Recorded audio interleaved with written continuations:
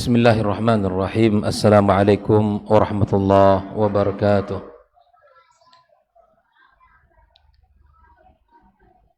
Innal hamdalillah nahmaduhu wa nasta'inuhu wa nastaghfiruhu wa nastahdihi wa na'udzu billahi min shururi anfusina wa sayyiati a'malina. May yahdihillahu fala mudilla lahu ومن يضلله فلا هادي له أشهد أن لا إله إلا الله وحده لا شريك له وأشهد أن محمدا عبده ورسوله الذي لا نبي ولا رسول بعده اللهم إنا نسألك علما نافعا ورزقا طيبا وعملا متقبلا أما بعد. Ikhwani wa akhwati fid din, kaum muslimin dan muslimat, hadirin hadirat, al-musyahidin wal musyahidat, hafizakumullahu wa ra'akum. Alhamdulillah, puji dan syukur kepada Allah Subhanahu wa taala atas limpahan nikmat dan karunia yang Allah berikan kepada kita. Pada maghrib ini kembali kita duduk dalam majlis yang mulia ini, majlis ilmu, majlis zikir yang mana Allah Subhanahu wa taala berikan kepada kita banyak kebaikan dan manfaat di dalam kehidupan kita.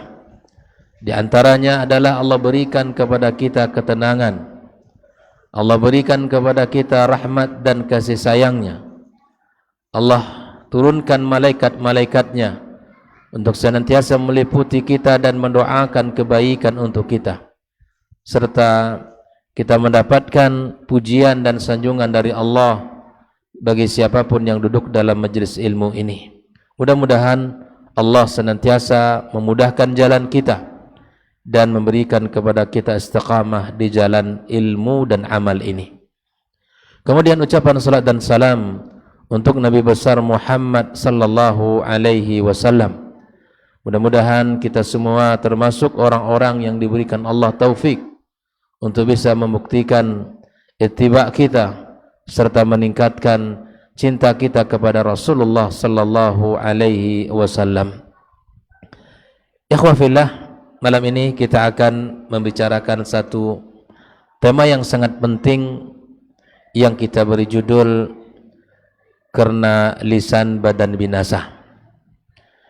Ini adalah salah satu pepatah Melayu yang memberikan kepada kita pesan bahwa dengan lisan yang kita miliki, kalau kita tidak bisa menjaganya, kalau kita tidak bisa menggunakannya pada sesuatu yang diridai oleh Allah dan diridai oleh Rasulullah sallallahu alaihi wasallam, maka kita akan binasa, kita akan hancur, kita akan mendapatkan hukuman dari Allah Subhanahu wa taala baik di dunia maupun di akhirat kelak. Allah Subhanahu wa taala telah memberikan kepada kita nikmat yang sangat besar, nikmat iman, nikmat Islam. Ya, selain dari nikmat iman dan Islam ini, Allah berikan kepada kita nikmat lisan, yang mana dengan lisan itu kita bisa bicara, bisa berkomunikasi, bisa kita menyampaikan al-haq, dan kemudian bahkan kita bisa mencegah kemungkaran dengan lisan kita. Lisan di dalam Islam memiliki kedudukan yang tidak sama dengan anggota tubuh kita yang lain, sehingga ketika pagi kita jelang setiap hari, maka ada sebuah hadis dari Rasulullah sallallahu alaihi wasallam yang diriwayatkan oleh sahabat Nabi yang mulia Abu Sa'id Al-Khudri. An Abi Sa'id Al-Khudri, dia berkata, ya, la a'lamu illa rafa'ahu qala idza asbaha ibnu adam fa inna a'dha'ahu tukaffirul lisan. Di setiap pagi anak Adam memasuki paginya, hari barunya, maka kemudian seluruh anggota tubuh kita, seluruh perangkat yang ada pada diri kita, maka dia berkata kepada lisan kita, tukaffirul lisan, ya, mengatakan ittaqillaha fina fa innaka idza istaqamta istaqamna wa in i'wajajta i'wajajna. Betapa lisan menjadi kunci kebaikan hari seorang hamba. Betapa lisan menjadi kunci keselamatan anggota tubuh kita. Setiap pagi kita menjelang hari, setiap pagi kita, maka lisan kita akan bicara kepada anggota tubuh kita. Wahai lisan, jika engkau baik, jika engkau istiqamah, maka kami akan istiqamah. Anggota tubuh lain akan baik. Tapi apabila engkau bengkok, jika engkau melenceng, tidak baik, maka kami pun akan ikut melenceng. Begitulah Rasulullah sallallahu alaihi wasallam yang memberikan kepada kita gambaran betapa kalau lisan kita tidak kita jaga, maka badan kita akan binasa. Kita akan hancur, tenggelam di dalam dosa. Kita akan masuk kepada kubang maksiat dan kita akan dibenci oleh Allah tabaraka wa taala. Allah Subhanahu wa taala telah menyebutkan di dalam Al-Qur'anul Karim, "Wala taqfu ma laysa laka bihi ilm, innas sam'a wal basara wal fuada kullu ulaika kana anhu mas'ula."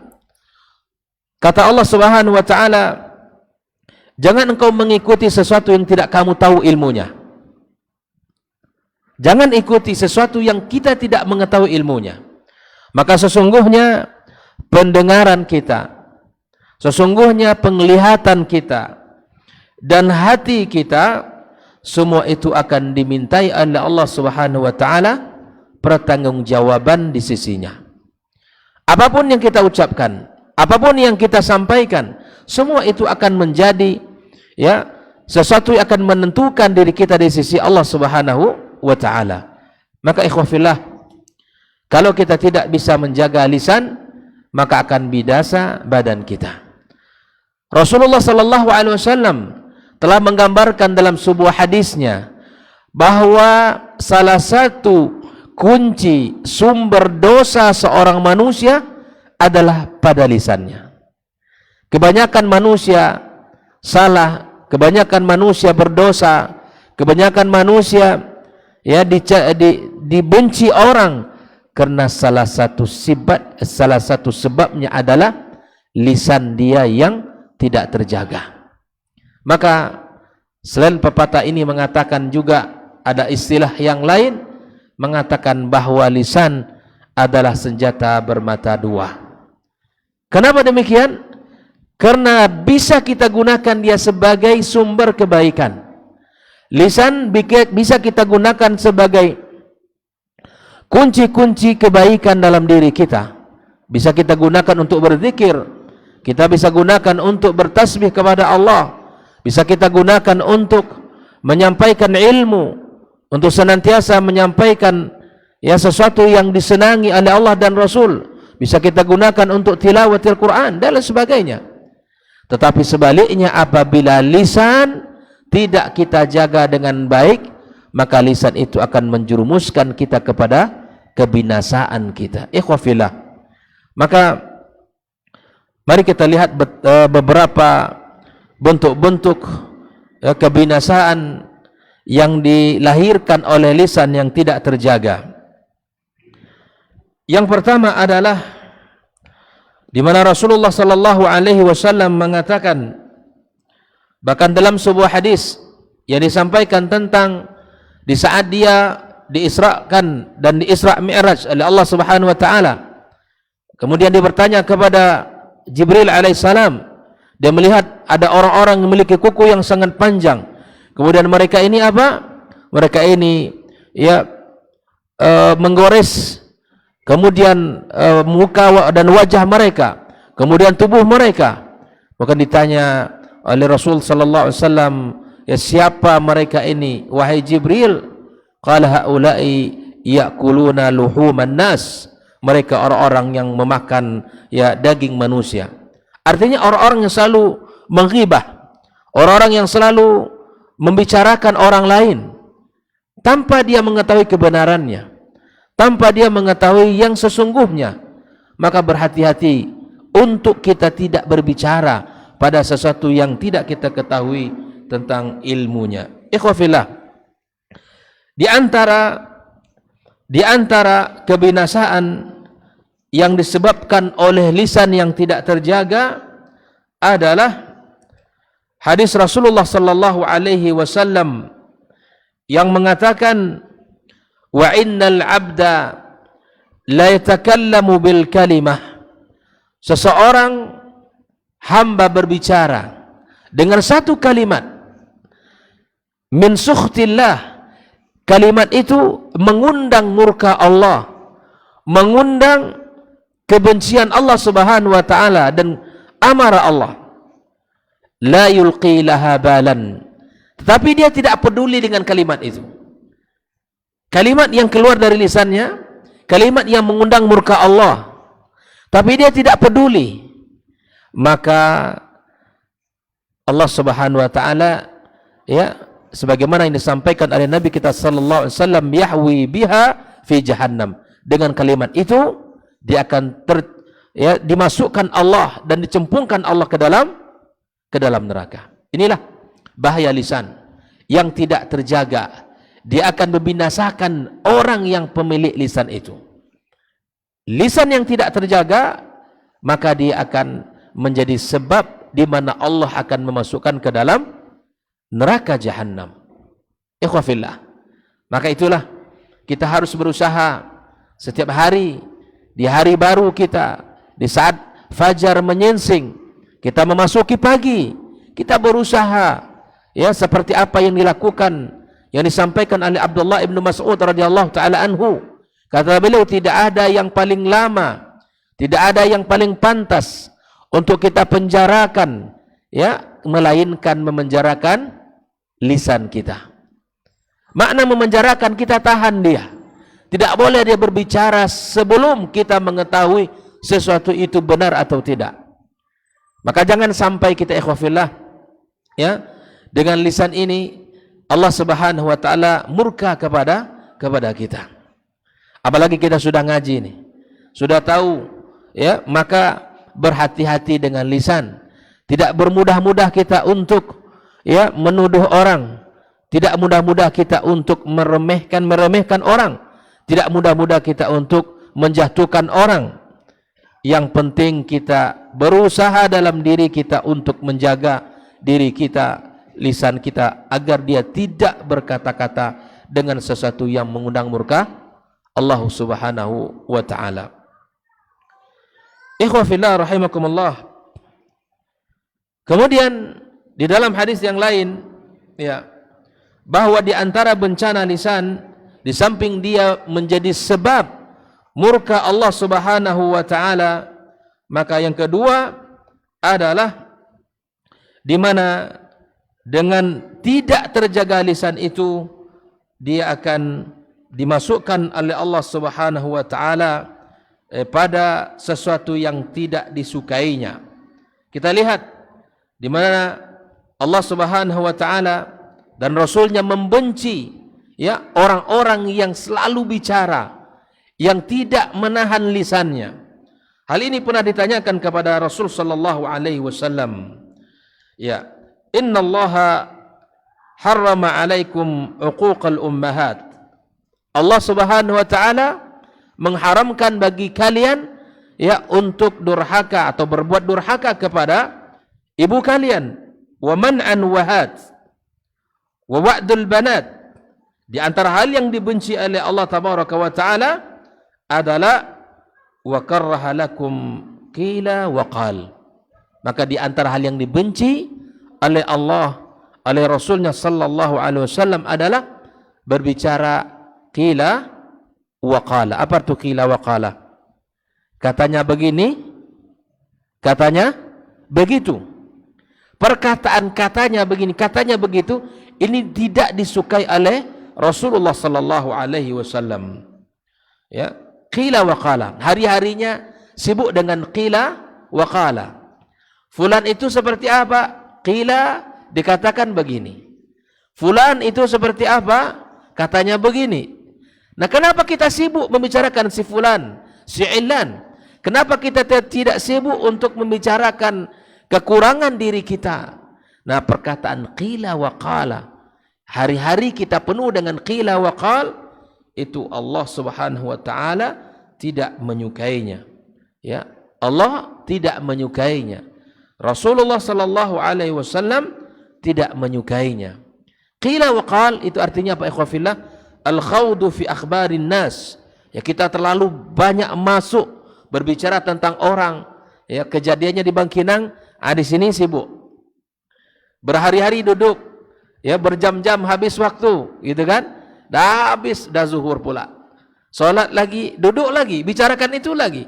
Sampai waktu asar pun tiba, habis waktu kita, dosa kita menumpuk. Inilah qila wa qal.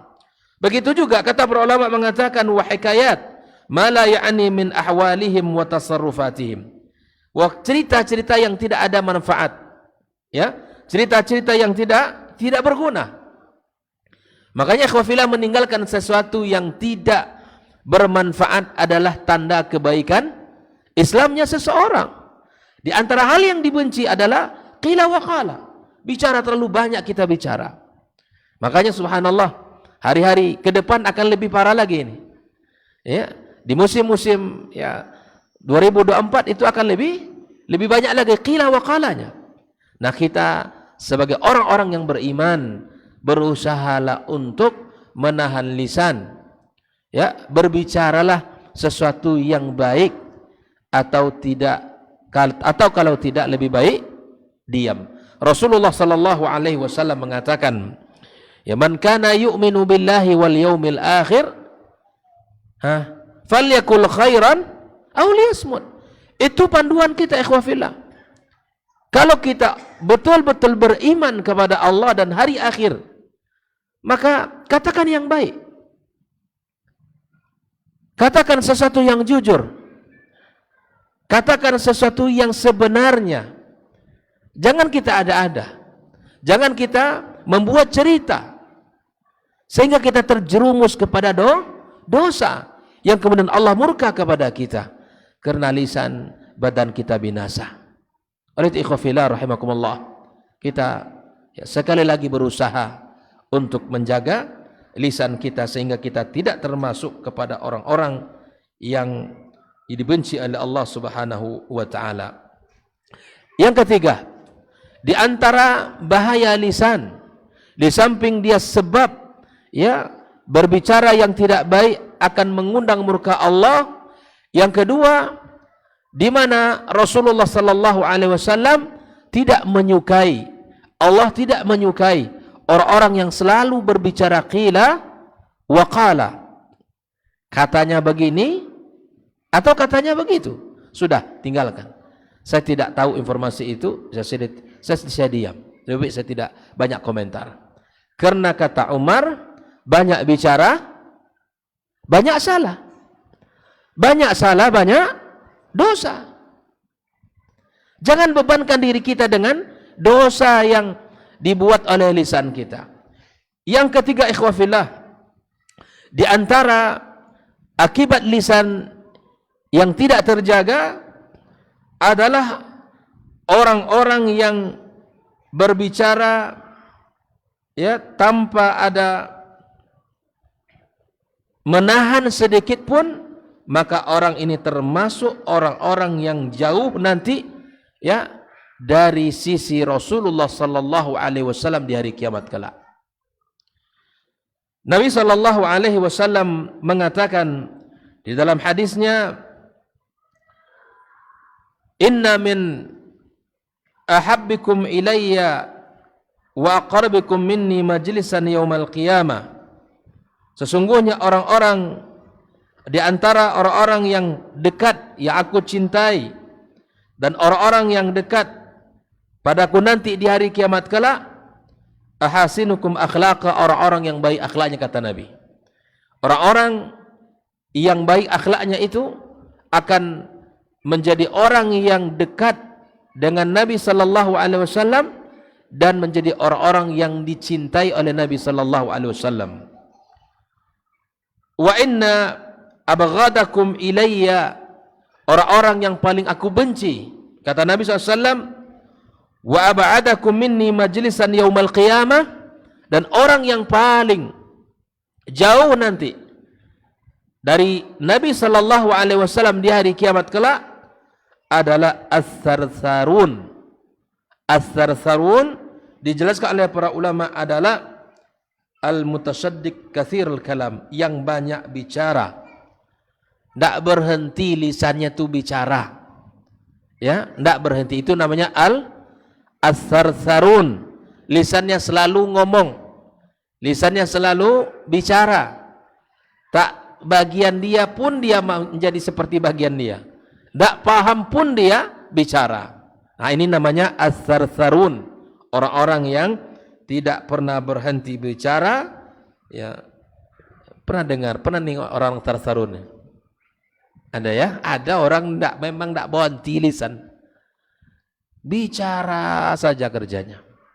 Jumpa dengan si fulan, majlis itu dia yang menguasai. Tutup majlis, pindah ke majlis berikutnya. Ketemu dengan si fulan yang lain, pun dia yang menguasai. Seakan-akan dia tahu semua orang, dia tahu semua perkara, dia tahu semua hal. Kalau bicara tentang orang, oh fulan itu begini, begini, begini, dan saya dekat, seterusnya. Kalau bicara tentang ini, maka dia yang paling faham. Ini namanya as-sarsarun. Siapa? As-sarsarun, orang tak pernah berhenti bicara. Kemana-mana bicara.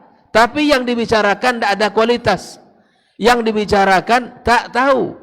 Ini namanya as-sarsarun. Dan ini orang yang paling jauh nanti, ya, posisinya dari Nabi sallallahu alaihi wasallam. Kira-kira kalau ditanya hari ini, mana yang kita inginkan, dekat Nabi atau jauh dari Nabi sallallahu alaihi wasallam? Dekat dari Nabi sallallahu alaihi wasallam. Maka kuncinya apa? Jaga lisan. Sebagaimana Rasulullah sallallahu alaihi wasallam ketika ya berbicara dengan kalimat, ya, bahwa Rasul sallallahu alaihi wasallam memberikan satu jaminan kepada siapapun yang menjaga lisannya. Nabi alaihi salatu wasallam mengatakan, "May yadhman li ma baina lihiyaihi wa baina fakhidaihi adman lahul jannah." Inilah keutamaan menjaga lisan. Barang siapa yang menjamin bagiku lisannya dan yang menjaga kehormatannya, maka aku jamin baginya surga.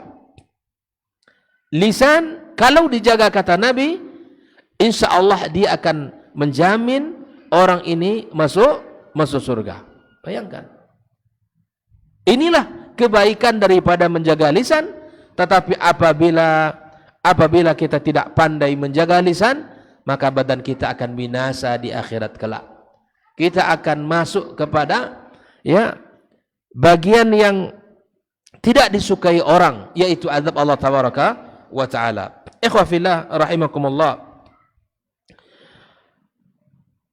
Suatu ketika Muadz ibn Jabal radhiyallahu taala anhu, dia bertanya kepada Rasul sallallahu alaihi wasallam tentang amal yang bisa memasukkan ke dalam surga dan amal yang bisa memasukkan ke dalam neraka. Dia bertanya, apa amal yang bisa masukkan ke dalam surga dan apa yang bisa menyebabkan orang masuk ke dalam neraka? Nah. Lalu kemudian, ya, Rasulullah sallallahu alaihi wasallam berkata, "Ana ukhbiruka bimalaki dzalika kulli." Maukah kamu aku tunjukkan kepada kamu kunci semuanya itu? Kunci kebaikan itu, kunci seseorang masuk surga dan kunci orang bisa masuk. Qultu bala ya Rasulullah.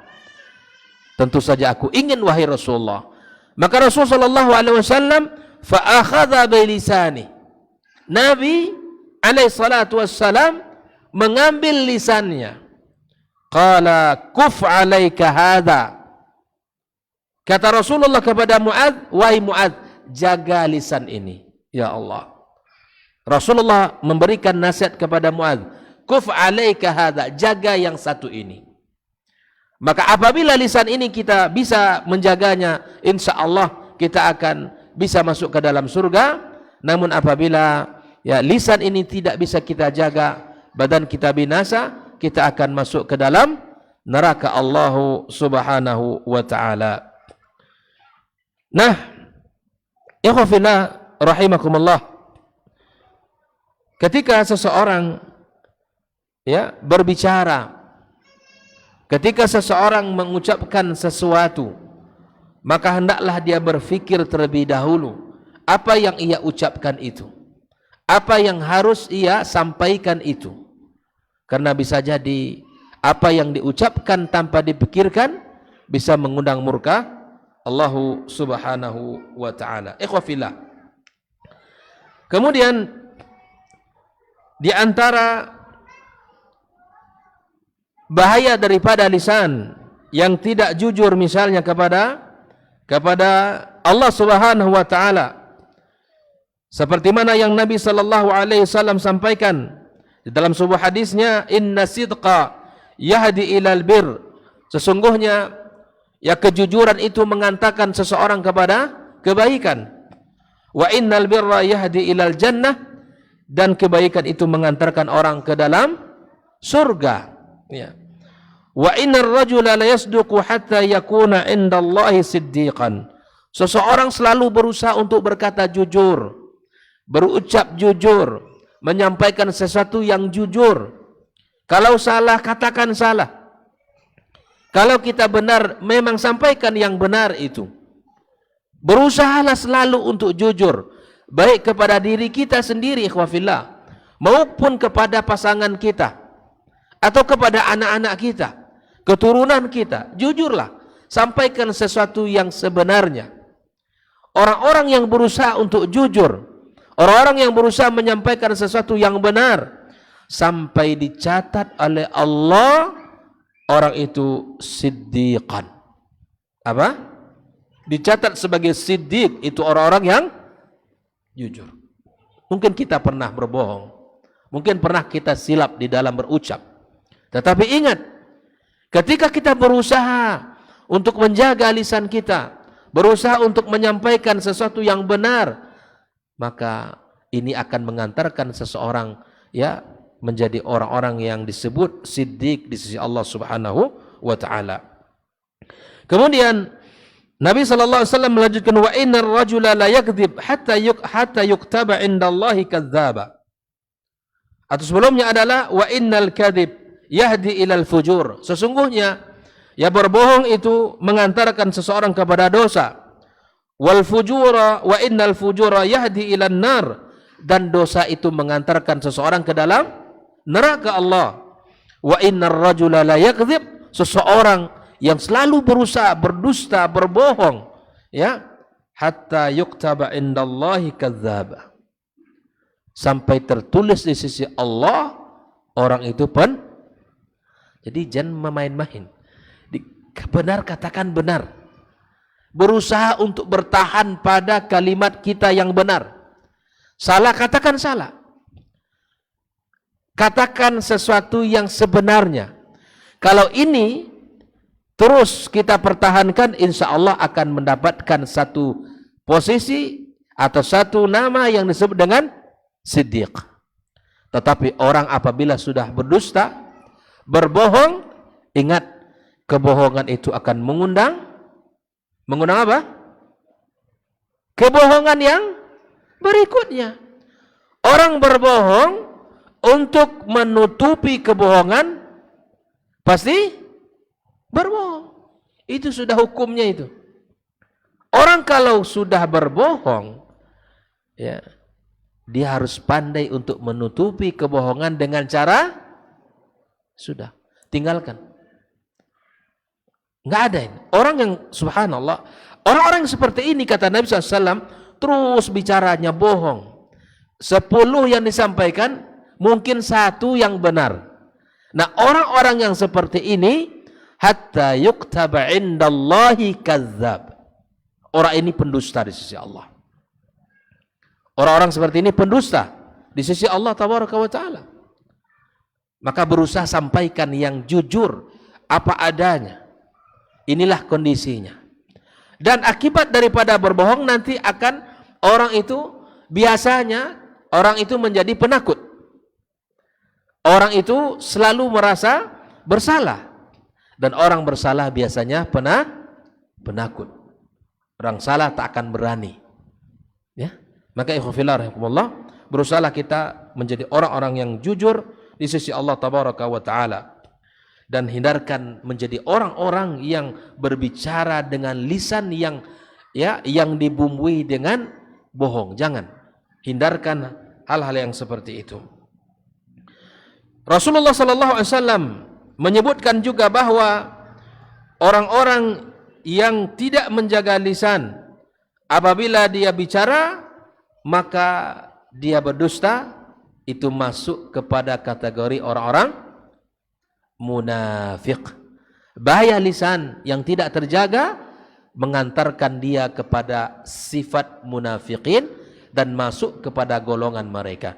Rasulullah sallallahu alaihi wasallam mengatakan ayatul munafiki thalath. Ya, tanda orang munafik itu 3. Kalau bicara dusta. Kalau dia berjanji ingkar. Kalau diberi khianat mengkhianat. Kalau diberi amanah dia berkhianat. Kalau diberikan tanggung jawab dia tidak akan ada sedikit pun amanah pada dirinya. Ikhwafillah. Inilah. Kalau kita sudah tahu bahwa apabila orang-orang yang selalu bicara dusta, itu akan menghantarkan kepada barisan orang-orang munafikin. Dan orang-orang munafikin kata Allah, fid darkil asfali minan nar. Oleh itu ikhwafillah, jaga lisan kita. Jaga lisan kita. Kemudian di antara yang mesti kita jaga adalah di dalam kehidupan kita, jangan sampai kita berbohong atas nama Allah. Jangan sampai kita berbohong atas nama Allah dan Rasulnya sallallahu alaihi wasallam. Ini disebut oleh para ulama a'zamul kadzib. Dosa dusta yang paling besar adalah dusta atas nama Allah dan Rasulnya sallallahu alaihi wasallam. Wal halif billahi kadhiba, bersumpah atas nama Allah dengan sumpah palsu. Ya liyaqtata'a bihi malam mri'in muslim, dengan sumpah itu dia bisa mengambil harta saudaranya muslim. Kemudian ikhwafillah rahimakumullah, hal-hal yang terkait dengan dusta ini mungkin sudah pernah kita bahas pada pertemuan sebelumnya. Ada beberapa kondisi dan keadaan seseorang tidak dianggap dia berbohong. Yang pertama, saya mesti ingat, al-islah baina al-insan, al-islah baina nas. Ketika kita mendamaikan dua orang yang sedang berselisih, bertikai. Ini kita punya maslahat dan ini tidak dianggap oleh para ulama, hadza yubahul kadzib fi thalathati asya'. Boleh kita untuk berbicara yang bukan pada hakikat, pada sesungguhnya. Contoh, saudara kita tahu kita dia sedang bertikai dengan saudara kita yang lain. Kita hadir kepada saudara kita ini menyampaikan, kenapa antum tidak berbaikan dengan si fulan? Dia begini-begini, antum salah akhi. Sesungguhnya fulan itu begini-begini kepada antum. Itu boleh. Walaupun yang kita ucapkan ini tidak ada. Tapi kita menginginkan tensi amarah dia itu menurun. Tensi kebenciannya itu ya menurun. Sehingga normal lagi perasaan dia kepada saudaranya itu. Itu boleh. Kebalikan daripada ini adalah an-namimah. An-namimah naklul kalam, ya, min syakhsin ila syakhsin ala wajhil ifsad. Kita membawa perkataan fulan kepada fulan untuk merusak hubungan mereka, itu disebut dengan namimah. Bahasa kita namimah apa artinya? Adu domba. Ikhwafillah. Ini hal yang perlu kita pahami bersama. Yang kedua, al-kadzib yang tidak terhitung dosa adalah apa? Strategi perang. Ahsant. Ini boleh. Kita mengatakan kepada lawan, kita buat isu bahwa kita akan menyerang di fajar. Di waktu fajar kita sampaikan berita-berita sehingga lawan kita tahu kalau kita akan menyerang di waktu. Tapi ini merupakan bagian daripada strategi. Ya. Kalau luwi-luwi tabung mampu ya, Wan. Kalau lurus-lurus tabung, kata bahasa awak, lurus tabung.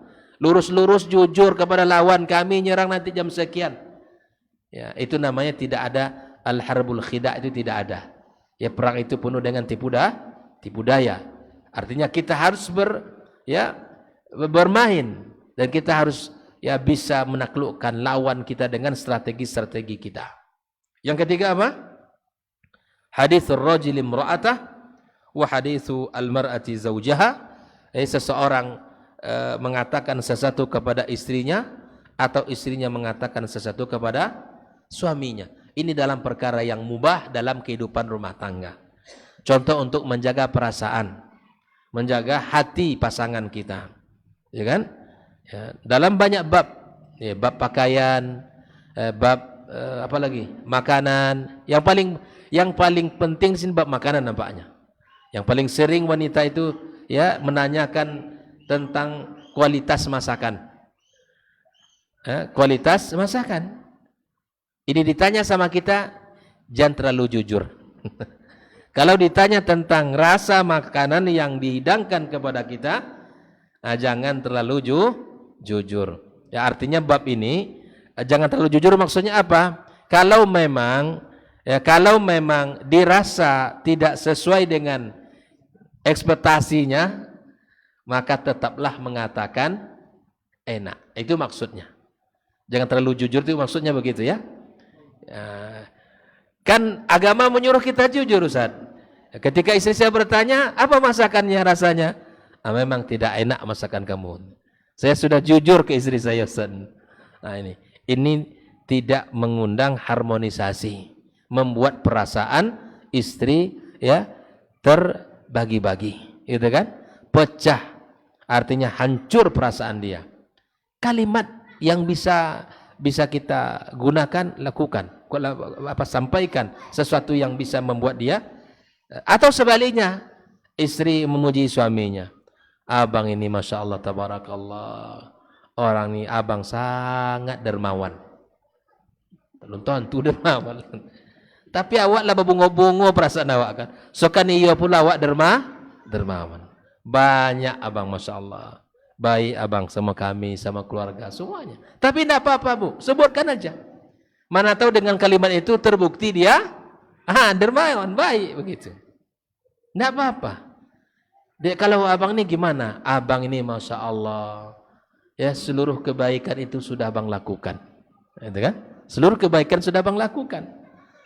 Seperti mana Khadijah dulu menyebutkan kebaikan Rasulullah Sallallahu Alaihi Wasallam. Ini sudah azan, masuk waktu. Kita azan dulu ya. Azan. Kita lanjutkan nanti insyaallah.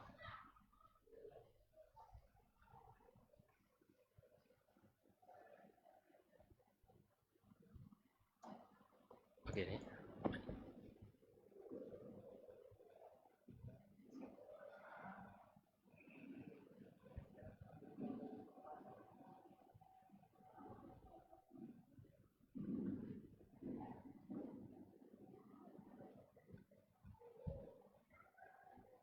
Allahu Akbar. Ada.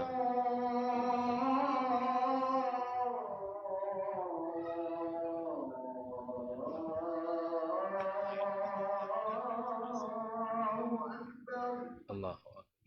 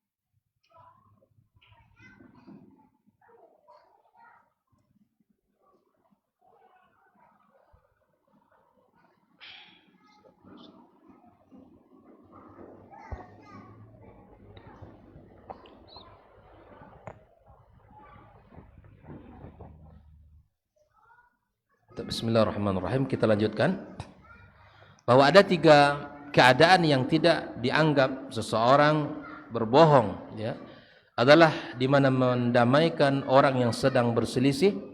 Yang kedua adalah, ya, strategi perang, dan yang ketiga adalah hadithul rajul imra'atahu wa hadithul mar'ati zaujah. Di sini Al-Imam An-Nawawi menyebutkan apa maksudnya perkataan suami kepada istri, atau sebaliknya perkataan istri kepada suami. Beliau mengatakan fal muradu bihi izharul wud. Itu maksudnya dalam menampakkan kecintaan, kasih sayang, ya, menghadirkan perasaan yang nyaman, mengatakan sesuatu yang bukan pada hakikatnya untuk mendatangkan kasih sayang, itu dibolehkan. Ya. Wa amal mukhada'ah, adapun kita melakukan khida', tipu daya kepada istri kita, misalnya fi man'i ma 'alaihi aw ma 'alaiha, atau untuk menghalangi sesuatu yang itu milik istri kita, lalu kita berbohong, atau seorang istri berkata sesuatu kepada suaminya untuk menghalangi hak suaminya, ini tidak dibenarkan, ya. Au akhadha ma laysa lahu aw laha, atau dia menyampaikan sesuatu, ya, untuk mengambil, ya, yang bukan miliknya atau milik istrinya. Fa hadza haramun bi ijma'il muslimin wallahu taala alam. Ini kata Imam Nawawi. Jadi tidak ada yang dilakukan melainkan hanya untuk melahirkan kasih sayang antara sesama, suami istri, ya. Tapi apabila perbuatan itu adalah untuk melakukan sebuah tipuan, ya, sesuatu baik itu melarang haknya atau untuk mengambil haknya, itu tidak dibenarkan dalam Islam.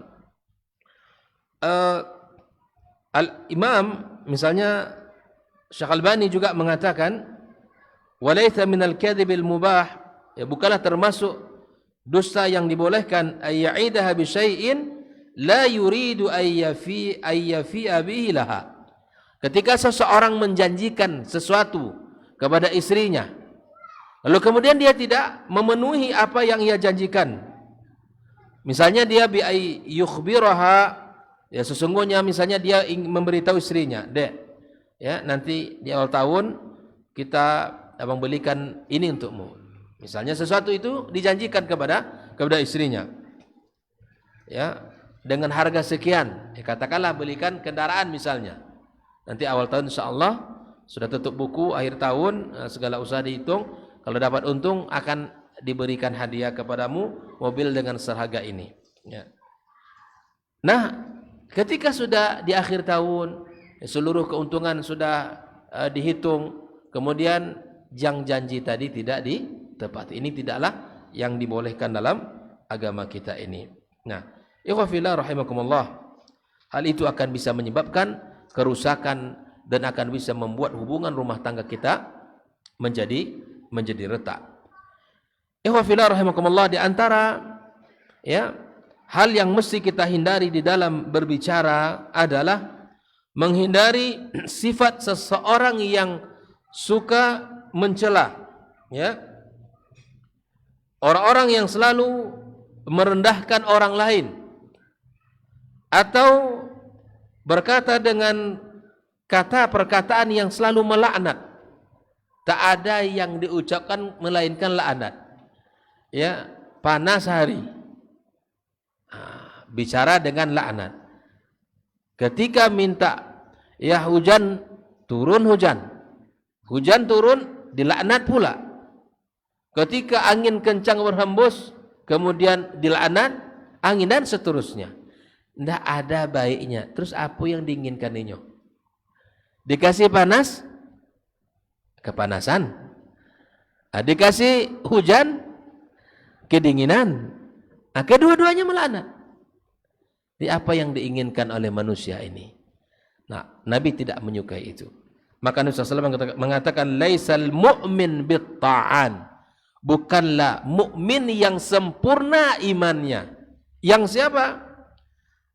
At-ta'an, ya, wiqa'an fi a'radin nas bizammi wal ghiba wa nahwihima, yang selalu membicarakan orang, baik itu dengan namimah ataupun dengan ghibah, itu tidak disukai dan itu tanda imannya tidak sempurna. Kalau ada di antara orang-orang yang kita kenal yang seperti ini, laisal mu'min. Al-mu'min di sini, laisal mu'min di sini bukan berarti dia kafir, bukan, tetapi tidak sempurna iman dia. Walal la'an, kata Nabi. Begitu juga orang-orang yang suka melaknat. Sesedikit laknat, sesedikit laknat.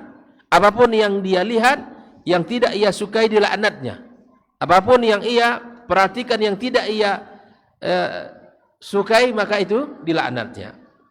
Walal fahishal badhi. Al fahishal badhi ini adalah lisan yang kotor, ya. Kalau bicara selalu bicara yang mengarah-ngarah kepada yang keji. Bicaranya itu selalu menyerempet arah ke sana. Al fahishal badhi. Bicaranya kotor. Bicaranya itu yang tidak baik. Baru sepatah dua kata udah ngomongnya ke sana. Kalau bahasa kiasannya ke sana. Begitu orang-orang seperti ini tidak disukai. Dan orang seperti ini tidaklah orang yang beriman dengan iman yang sempurna. Yang pertama apa tadi? Orang-orang yang suka menghibah, suka namimah, dan suka bicara tentang orang lain. Yang kedua, orang-orang yang suka melaknat.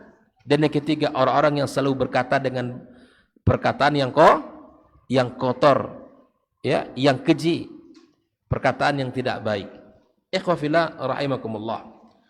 Maka di dalam Islam, Nabi sallallahu alaihi wasallam mengajarkan kepada kita agar menjadi orang-orang yang selalu berusaha untuk menjaga lisannya terhadap agama, terhadap harta, terhadap dunia dan terhadap saudara-saudaranya. Jangan sampai kita berkata dengan perkataan yang dibenci oleh Allah Subhanahu wa taala. Ada sebuah pesan dari Nabi sallallahu alaihi wasallam, wa di antara dosa besar adalah seseorang melaknat orang tuanya. Hal ini diceritakan oleh Abdullah bin Amr radhiyallahu taala anhuma. Dia berkata, qala Rasulullah sallallahu alaihi wasallam, inna min akbaril kabair, di antara bentuk dosa besar, ayal anar rajulu walidayhi, seseorang melaknat orang tuanya. Ya Allah. Qila ya Rasulullah, bagaimana seseorang itu melaknat orang tuanya, kok bisa? Seperti apa seseorang melaknat orang tuanya? Ya, wa kaifa yal'anur rajulu walidayhi, bagaimana mungkin itu? Qala yasubur rajulu abar rajuli fayasubu abahu wa yasubu ummahu. Di antara bentuk seseorang melaknat orang tuanya adalah orang itu suka melaknat orang tua orang lain, dan kemudian orang lain pun melaknat orang tua dan ibunya. Jadi kalau bicara dengan orang, jangan suka melaknat orang tuanya, jangan suka melaknat ibunya. Nanti dia akan melaknat orang tua kita, dan perbuatan kita itu termasuk dosa besar. Dan ini akan membuat badan kita binasa. Karena lisan yang tidak terjaga, maka membuat badan kita akan binasa. Qalu ya Rasulullah, wa hal yasubur rajul walidayhi? Wahai Rasulullah, apakah ada orang yang mencaci maki orang tuanya? Qala na'am, ada, kata Nabi. Seperti apa orang caci maki orang tuanya? Qala yasubbu abar rajuli fayasubbu abah wa yasubbu ummahu fayasubbu ummahu. Itu orang-orang yang mencaci maki orang tua orang lain, kemudian dia akan membalas, dia akan mencaci maki orang tuanya sendiri dan ibu kandungnya sendiri. Ya wafillah. Maka Islam mengajarkan kepada kita agar kita menjaga lisan, agar badan kita tidak binasa. Bahkan Nabi sallallahu alaihi wasallam mengatakan, seseorang itu cukup berdosa di sisi Allah, kafa bil mar'i itsman, orang itu dianggap selalu berdosa di hadapan Allah. Kapan? Ayuhadditha bi kulli ma sami'a, yaitu mengomentari, menyampaikan sesuatu yang ia dengarkan. Karena tidak selalu yang kita dengarkan itu beritanya benar. Orang kalau ia dengar langsung dipindahkan ucapan ini ke yang lain, maka ini masuk kepada kafa bil mar'i itsman, kata Nabi SAW. Orang ini berdosa di sisi Allah. Kapan? Apabila setiap berita yang masuk lalu disampaikan. Kita mesti menyaringnya.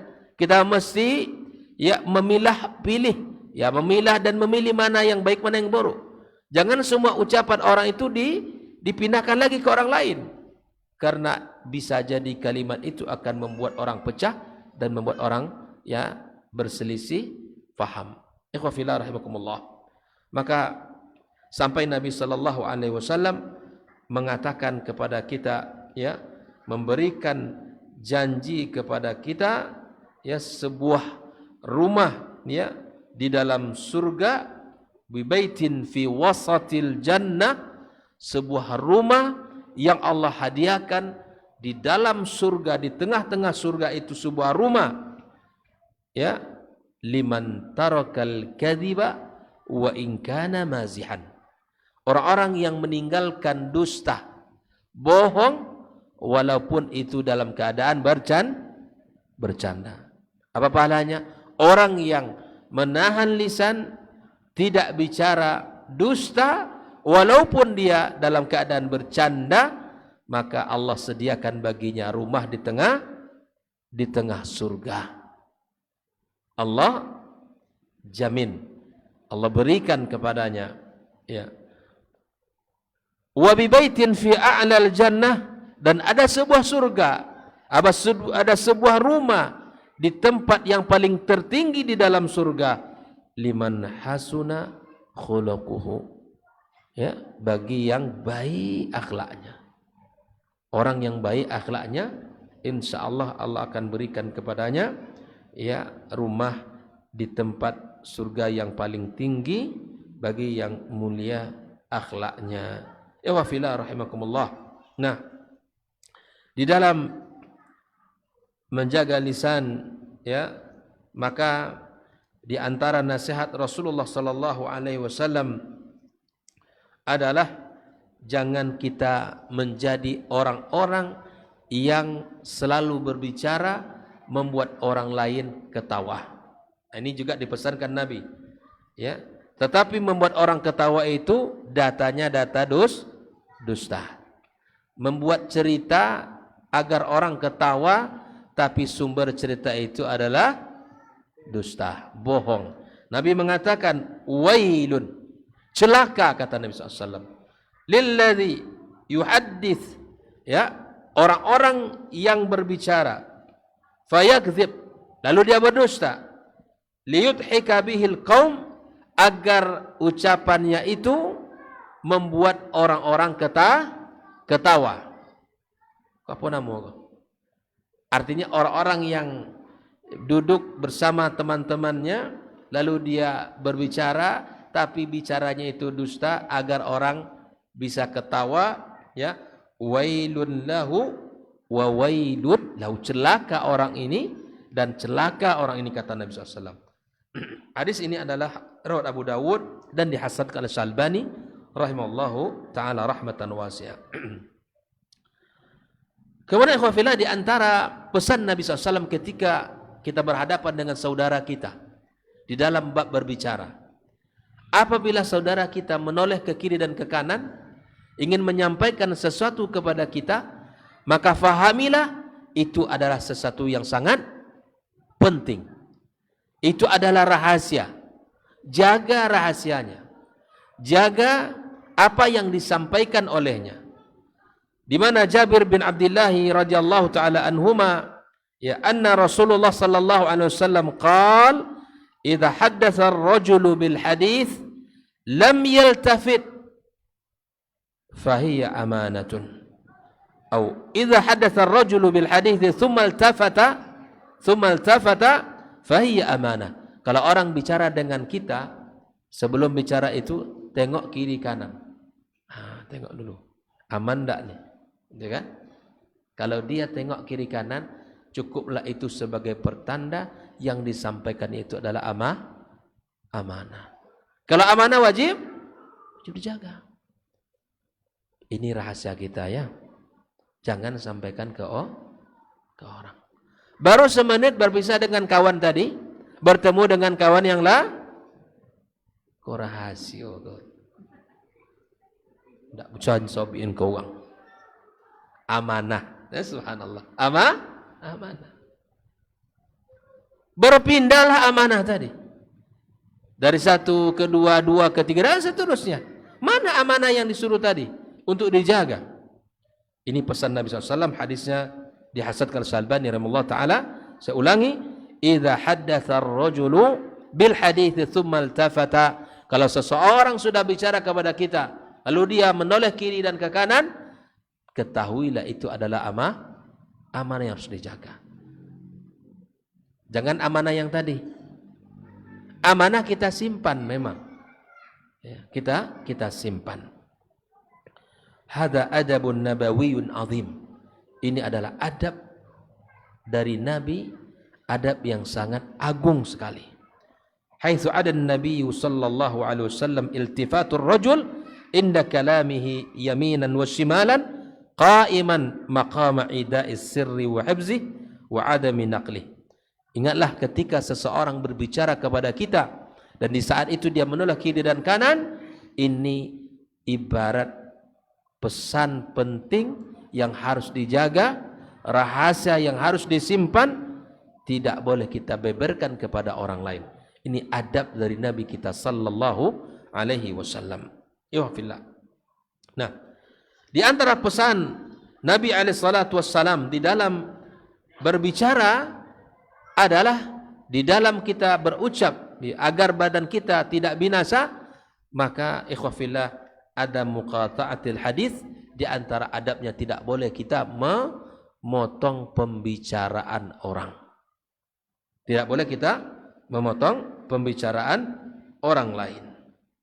Nah, ikhwafillah rahimakumullah, hal ini ya disebutkan oleh Rasulullah sallallahu alaihi wasallam di dalam sebuah hadisnya di Bukhari dan Muslim, bahwa di antara hal yang penting untuk kita perhatikan adalah di saat orang berbicara, kita harus mendengarkan dan kita tidak boleh memotong pembicaraannya tersebut, sehingga pesannya tidak sampai kepada kita.